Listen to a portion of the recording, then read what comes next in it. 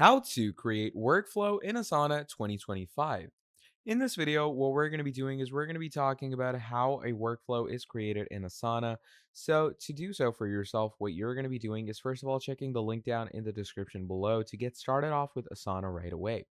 Now, once we're over here, what we're going to be doing is we're first of all going to go over to our main Asana board. Now, once you're in Asana, what you're going to do over here is you're going to click on workflow, and once you come over to workflow, what you're going to do over here is, first of all, it's going to give you these sections for triggers, planning, etc., etc. So you're going to go through that. Now, what you're going to do is you're going to come back over here.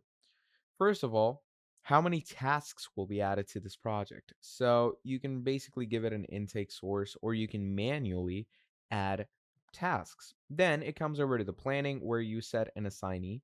Okay. So when a task is moved to a section is planning, set this person to be assigned to it. So you can set an assignee just like this and just click on publish rule, and that sets your first section. Then you move over to this next section where you can add collaborators and add more details to it. And obviously, more sections you add is going to create a workflow for you. And a workflow is basically automations. Okay. So, this is how you're going to be creating automations for yourself in the easiest way and managing your work in a much faster and a much easier pace. So, that is pretty much about it on how you can manage your workflows. Do make sure to check the link down in the description below to manage workflows for yourself. And that is all from me.